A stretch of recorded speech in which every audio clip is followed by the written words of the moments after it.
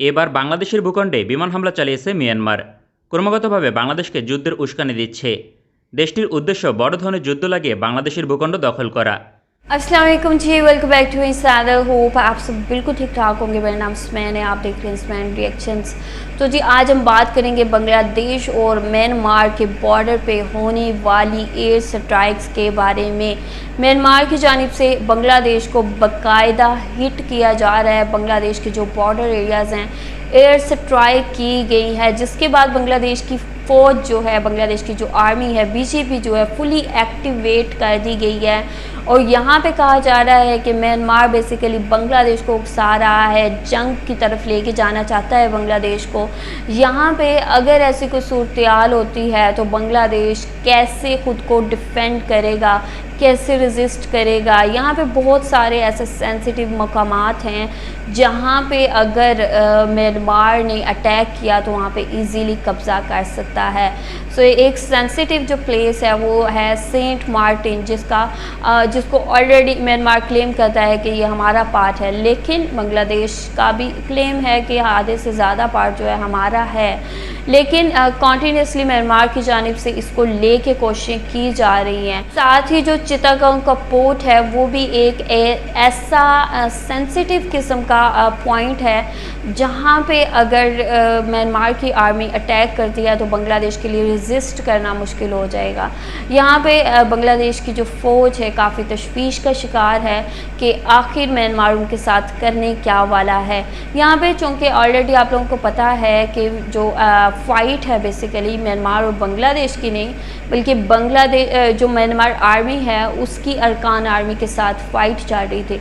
लेकिन इस फ़ाइट को करते हुए अब वो अपना रुख जो है बांग्लादेश की तरफ कर चुके हैं।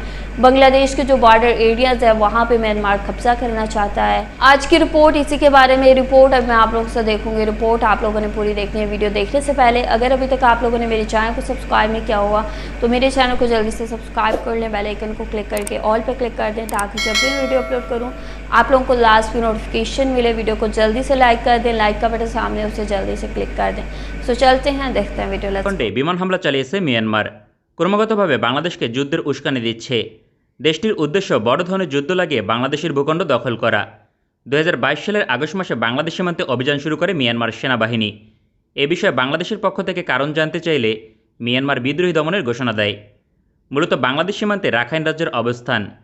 এই অঞ্চলে আরাকান আর্মির শক্তিশালী ঘাঁটি। মিয়ানমার সেনাবাহিনী এই অঞ্চলে বিদ্রোহী দমন করতে অভিযান শুরু করে। বর্তমানে এই সংঘর্ষ বাংলাদেশের ভূখণ্ডে ছড়িয়ে পড়ার সম্ভাবনা এখন প্রবল, কারণ এক সপ্তাহ পূর্বে মিয়ানমার সেনাবাহিনী মর্টার হামলা চালায়।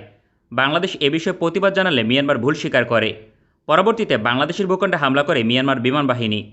স্থানীয় সূত্র অনুযায়ী বাংলাদেশের প্রায় আধা কিলোমিটার গভীরে হামলা চালায়। মিয়ানমার এক্ষেত্রে MI-35 অ্যাটাক হেলিকপ্টার দিয়ে হামলা করে। বাংলাদেশের গোয়েন্দা সংস্থা ইতিমধ্যে বিষয়টির সত্যতা নিশ্চিত করেছে। মিয়ানমার একটি অসভ্য দেশ, তাই প্রতিবাদ জানালেও দেশটি বারংবার হামলা করবেই। বাংলাদেশের ভূখণ্ডে বিমান হামলা করার সাহস মিয়ানমার অতীতে কখনো দেখায়নি। এখন প্রশ্ন হচ্ছে মিয়ানমার কি বড় ধরনের হামলা করবে? এক্ষেত্রে বাংলাদেশ কতটা মোকাবেলা করতে সক্ষম? 2016 সালে বর্ডার গার্ড বাংলাদেশকে লক্ষ্য করে মর্টার হামলা চালিয়েছিল মিয়ানমার। পরবর্তীতে 2017 সালে রোহিঙ্গা সংকট দেখা দেয়। এই সময় অন্তত 18 বার বাংলাদেশের আকাশসীমা লঙ্ঘন করে মিয়ানমার বিমান বাহিনী।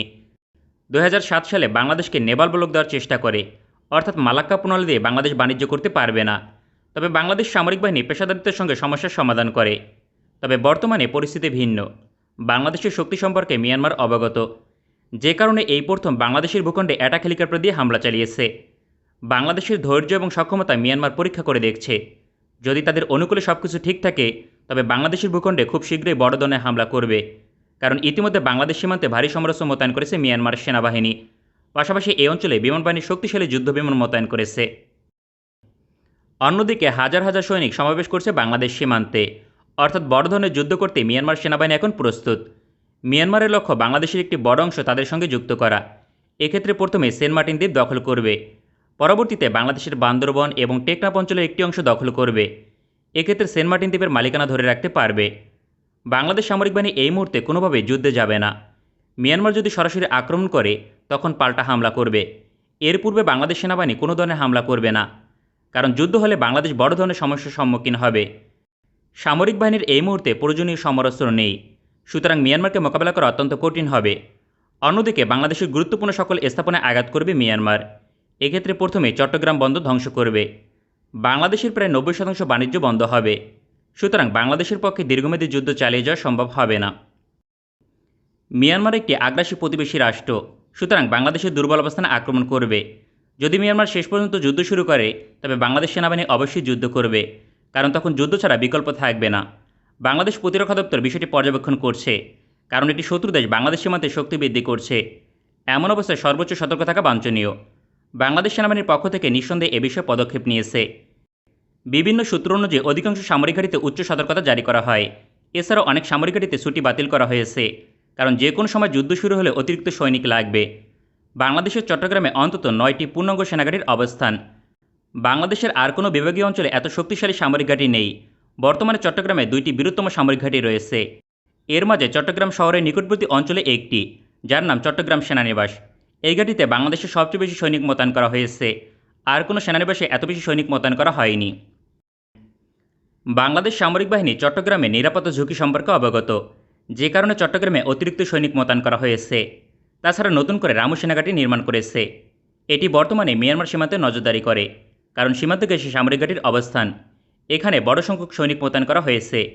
চট্টগ্রাম বিভাগীয় অঞ্চলের এই 2টি সামরিক ঘাঁটিতে 1 ডিভিশন করে সৈনিক মোতায়েন করা হয়েছে, অর্থাৎ 8 থেকে 15,000 পর্যন্ত সৈনিক প্রতিটি সামরিক ঘাঁটিতে। এছাড়াও আরও 7টি সামরিক ঘাঁটির অবস্থান চট্টগ্রাম বিভাগীয় অঞ্চলে। তবে ওই সকল সামরিক ঘাঁটিতে একটি পূর্ণাঙ্গ সেনা ডিভিশন মোতায়েন করা সম্ভব নয়, কারণ ভৌগোলিক অবস্থান এবং সুবিধা নেই।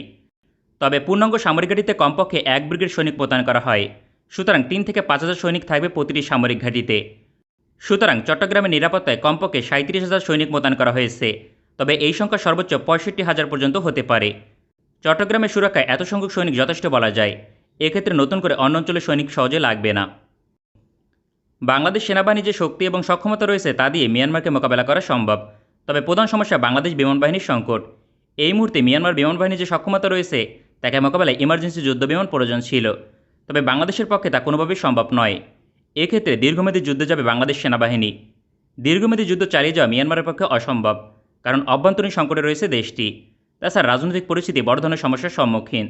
তারপরেও বাংলাদেশের অর্থনৈতিক মেরুদণ্ড ধূলিসাৎ করে ফেলবে। এক্ষেত্রে চট্টগ্রাম বন্দরসহ গুরুত্বপূর্ণ অঞ্চলের নিরাপত্তায় emergency medium range air defence system প্রয়োজন। যদি medium range air defence system থাকতো, তবে মিয়ানমারকে জবাব দেওয়া সম্ভব ছিল। তবে যুদ্ধ শুরু হলে medium range air defence system emergency পাবে বাংলাদেশ সেনাবাহিনী, একই সঙ্গে বিমান বাহিনী, কারণ বাংলাদেশ অনেক পূর্বে medium range air defence system order দিয়েছে। পরিকল্পনা অনুযায়ী এই বছরের মাঝে অথবা আগামী বছরের প্রথমার্ধে যুক্ত হবে।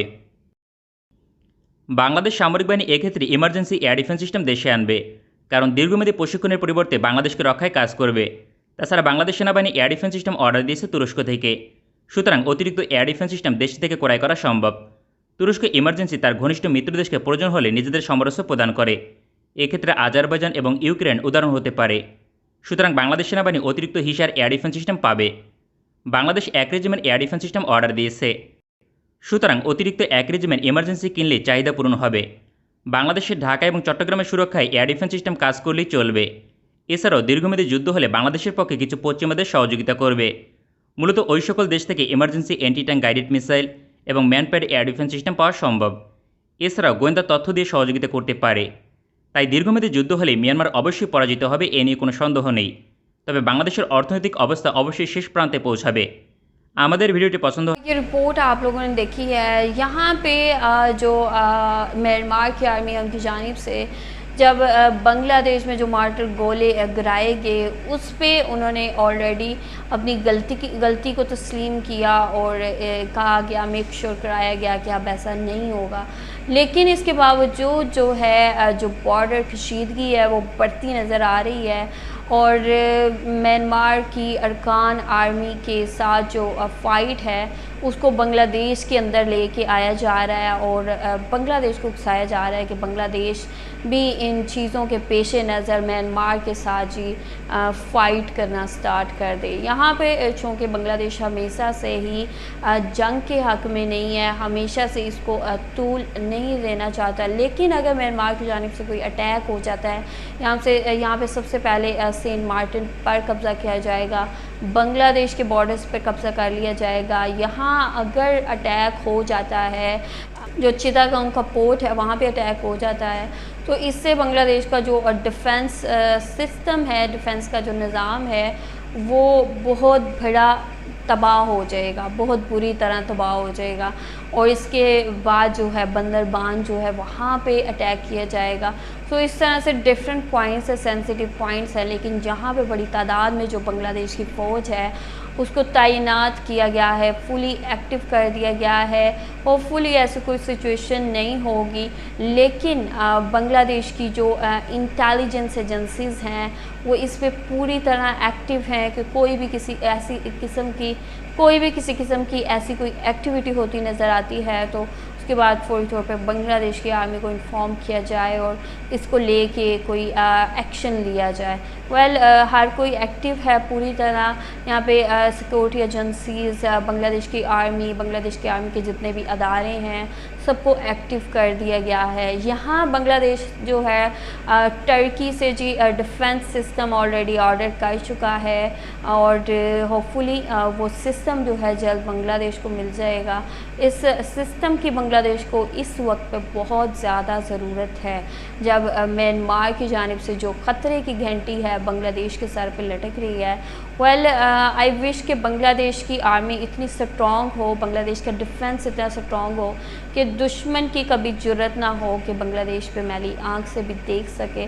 तो जैसे जैसे बांग्लादेश की इकॉनमी बेहतर हो रही है, साथ साथ डिफेंस बेहतर होना बहुत ही ज़्यादा ज़रूरी है। आप लोगों का क्या कहना है इसके बारे में? आप लोग क्या कहना चाहते हैं आप लोगों ने लास्ट में बताना है कमेंट सेक्शन में।